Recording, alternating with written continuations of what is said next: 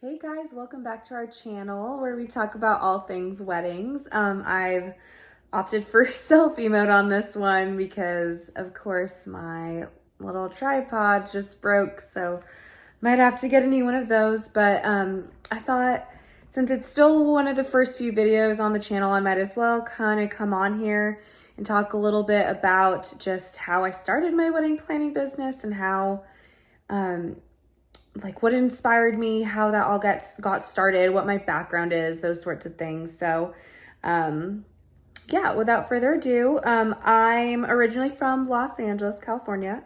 That's where I grew up and have lived still to this date most of my life. I grew up there, grew up in the Valley, if anyone knows where that is. Went to USC, University of Southern California. And then lived kind of mid-city area after college. And then I guess going back to college, I studied, I did a music business major. So my major was kind of mixed in law, engineering, and business. It was part of the business school as well. But I really honestly, I think I loved going to USC. It was a great experience. I learned a lot. I think in terms of my music business classes, where it was most helpful was the legal aspect and the legal classes. And I honestly did not great in those classes at all, but it actually was really helpful come to jobs that I had post-college. So that's where I went to school, and I pretty much started interning about, I think, a week after I graduated high school. So I really had my first internship when I was still 17. And I think I took off one semester of interning in college and I kind of freaked out. But that I think kind of goes to my personality. I don't really sit still I like to be productive and always be kind of doing things and trying to advance and things like that. So I pretty much started interning. I was lucky. I had a friend whose dad worked in post-production. Post-production is kind of like the audio part of what happens behind the scenes for film and TV when they're adjusting the audio. In movies. So not really music industry, wasn't exactly where I wanted to be, but it was still an interesting experience to just start getting into the different aspects of the entertainment industry and learning about all of that. And one thing kind of led to another. Each opportunity was, just something else on my resume, but the first few weren't really where I wanted to be in terms of my internships. And so, just kept trying, kept applying during, my freshman year of college. And at that time, I mean, this was a while ago now, but at that time, you could really only get an internship at a major record label if you knew somebody or if you were a junior in college at least. So I kept trying, found different ways of applying, got people's contacts and finally got an interview. That interview was at Universal Music Group Distribution, which no longer exists anymore. The distribution part of Universal doesn't exist for music anymore. And didn't get that internship. But then a few months later, got an internship there for the summer in between my freshman and sophomore year of college. And, they had people come in to talk to, the big internship program and network and all that. And I had decided at that point that I wanted to do what's called A&R in the music industry, where they're kind of the team that's developing all the music and developing the artist. Back in the day, a lot of that has changed. They do play a large role in that now, but I think I realized that a lot of the times it was managers coming with already developed artists who were starting to have a following and all of that. So I was like, okay, maybe management is a good thing. but I still wanted to get that kind of record label experience and learn about it. And that was kind of what led to it. So I met someone who was an A&R at Interscope Records and did an informational interview with him. I highly recommend doing informational interviews. I did them for years after that. Even still, I think when I started working in the beginning, people that I had informational interviewed, I would still meet up with them for coffee or, lunch, or, just kept in contact with them over the years, because you never know what could come. And they did reach out, years later down the line for potential opportunities. So I do recommend, doing that. So I got an internship at Interscope Records doing A&R and also doing international marketing. And that was an interesting experience. It was a really exciting time because it was when shortly after Just Dance, Lady Gaga's Just Dance had come out. So, got free tickets for that. I wasn't even 21 yet, so I wasn't able to go to some of the shows. It was an exciting time. And then that internship came to an end, and I got another internship at Atlantic, met more people there. And Atlantic Records' main office was actually in New York. And I had always wanted to live in New York. I did ballet growing up, and pretty much from 18 through high school. And that was something that I really loved. So New York was always I want to live there someday kind of place. So I got in contact with someone who was at Atlantic, who came on a business trip to LA, got to keep in touch with him, got an internship at the Atlantic New York office for, I think it was like a year and a half after that, over a summer. And that was an awesome experience. He was also like, what are you going to do, the other days when you're not here? And I was like, I don't know yet, but if I was going to do another internship, I'd want it to be in management. So he connected me with a friend, and years later, that ended up being my first job. When I went back for my senior year of college from New York, I ended up interning at that management company's LA office, and I kind of didn't leave for about, I think 4 or 5 years it was that I was there. And it was an awesome learning experience. I honestly loved the job. It was constant, 24/7 in some ways. And there was constantly work to be doing and weekends and everything, but it was a great learning experience in terms of business. I had a great boss who I was really able to learn from and, take on more responsibilities and things like that. But I'll fast forward from, my first job. I had a few jobs in between. I moved from Los Angeles to New York about 5 years after I graduated college, 4 to 5 years, somewhere around there. Lived in New York City for 3 years. That's where I met my husband, and it's how I ended up moving to Tennessee. He's from the Chattanooga, Tennessee area. That's partially why we came here.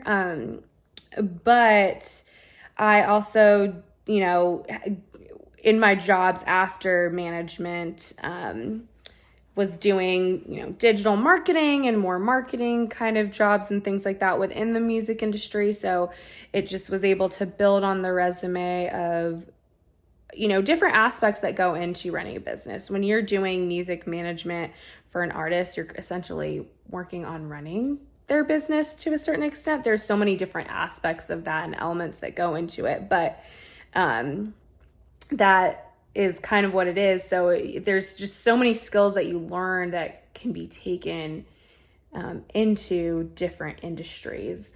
And so fast forward, I'm in New York. I meet my husband. We get engaged. We move to Tennessee. We get married, and I was planning my wedding, and I honestly loved the wedding process, planning process for the most part. I loved the design, all of that came super easy to me. It was really fun. I had a few friends that were getting married around the same time as me, and I know for them they're like, oh, it's so much to do, but for me it kind of honestly felt like a break from work. And I really gravitated towards the design aspect of it. I think the running the show part kind of came natural for me because of being in like really fast-paced work environments constantly, in day out. And I think that and especially being in kind of on the road some of the time, and in situations where like you're in a show, so you've got to like run the show sort of part of it, kind of was like a little bit autopilot, kind of second nature. Just for weddings, it was learning it in just a different way, and educating myself on like what happens in weddings and what are the norms and what aren't, and just doing that kind of research and learning it also through myself in getting married and going through the planning process. And I really, tried to talk to my vendors as much and learn and take their expertise and ask them questions and their opinions when I, wanted, and all that sort of thing. And it kind of came to an end. I had my wedding, and it was good and it was great. And I had a day of coordinator, and she was great. And I honestly partially chose her because at the time she was still in college, and I was very fascinated and I guess proud of the fact that she was in college and would be starting her own business and planning weddings and things like that. And I also thought she had great design style, and that was one of the most important things to me for my wedding. So I wanted someone who I felt like if they needed to take over and make a decision in terms of design and decor, that if she chose something, I was going to be happy with that.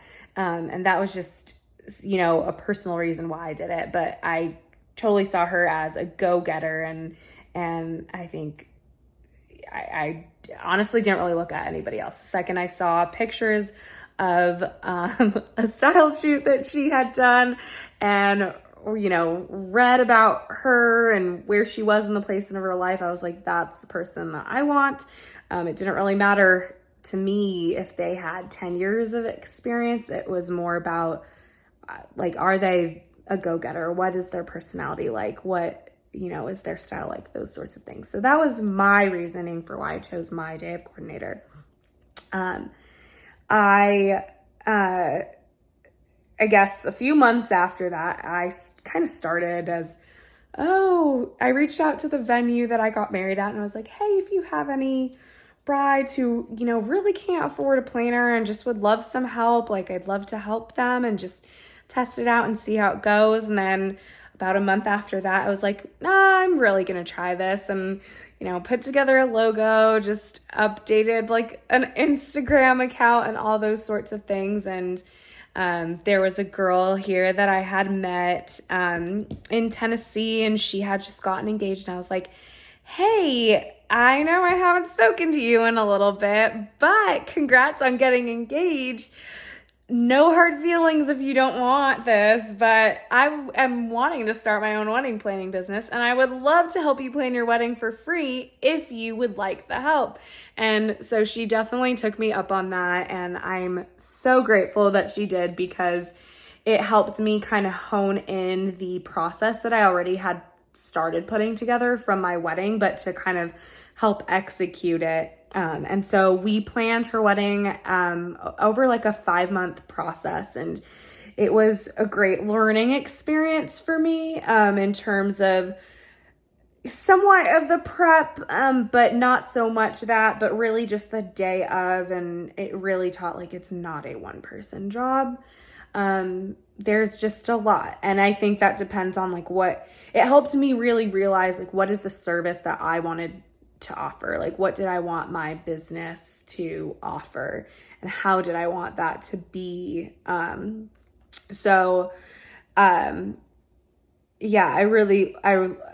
was something I think that I really took away. And by the time that their wedding even happened, I think we had like 6 weddings booked for that same year. And truly, like, it was a combination, I think, of getting clients was really a combination of social media, the venue that I got married at.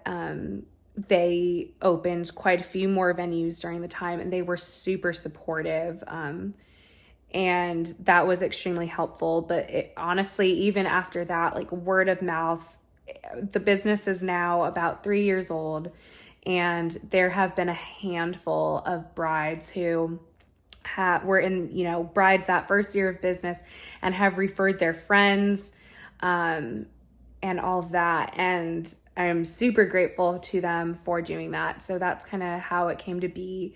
And I guess one thing that's kind of, important to say is not that this happened overnight. If you're someone who's interested in starting your own wedding planning business, it really has taken a lot of effort, and whether or not even, I don't even think some of the brides probably know, to them it kind of came off as probably it was my full-time job constantly. But when I first started it, I think for the first year, I still had other independent contractor clients that I was working on. So I started the business, and when I moved to Tennessee, I didn't want to get a full-time job. I wanted to try to work as an independent contractor. And so I had a few marketing clients that I worked on, and also was still working in the music industry as an independent artist manager for one client that I had been working on independently with a few other managers when I still lived in New York. And that lasted for longer than I honestly thought it was going to. And it was great. And it was a good experience. It was time, I think, to move on from it at the time that I did. And the second that I pretty much moved on from, doing the music management thing, the wedding business really took off, and I was still doing some marketing clients on the side, and it just honestly became to be too much. And those commitments parted ways for one reason or another. But the reason I'm bringing this up is that it really takes time, I think, and dedication to grow something, and it's not overnight. But I think a lot of it comes down to consistency and believing in yourself. And there's a certain part of you that has to kind of let go of what others around you think, or what they think you're capable of doing, or you have to be open to, I think, facing the rejection and being true to yourself as much as you can be. I bring that up because it's not an overnight thing. I think most are still doing their full-time jobs or whatever other work that they currently are doing at the time of starting their business. So I hope that's helpful and encouraging to you if it's something that you're wanting to start, or just something that if you're interested even in just knowing how, I guess, Events by Eva came to be. I'm sure there's a lot that I'm leaving out, and there's got to be a lot that I'm leaving out, but that's kind of the overview and gist of it, and kind of a little bit of background on kind of, the business experience I had without going into all the details of it. And just being able to apply and really thinking about the skills that you have and how to apply them into building a business, and what your strengths and your weaknesses are. I think no one's perfect, and those are things we're always working on and trying to improve on. And I don't think there's one right or wrong way on how to run a wedding planning business. I think each wedding planner, even that I've gotten to know in the area, everyone chooses to run their business the way that they choose to. And they all have their reasons for it, whether, they only take on a certain amount a month, and that's because they've got kids and they're balancing their life and all of that. I think, you know, if you're a bride and you're looking for a wedding planner, I think it's finding the right one that fits for you. I think it's more about finding the right fit than it is this one's better than the other. A lot of it is personalities and who you click with, if you really resonate with one planner's style over another. So yeah, if you're wanting to start your own planning business, those are just things for you to keep in mind as well. What do you want your business to focus on? Is it more of the design? Is it the running the show? Is it just day of coordination? Is it, you know, full planning, full service only? So really kind of honing in on what your strengths are. And, you know, in the beginning, you kind of have to take more to get the experience and to learn and really see what you want your business to become and hone into. It takes time to really learn that, and I don't think there's a right or a wrong. It's just what suits you if you are wanting to be a wedding planner and have a wedding business, or, you know, what kind of wedding planner suits you if you are a bride, a groom, or a couple. So yeah, but I guess that's a little bit about me. I'm Megan and Events by Eva. And thanks so much for tuning into my channel. And I will see you in a video very soon. Bye.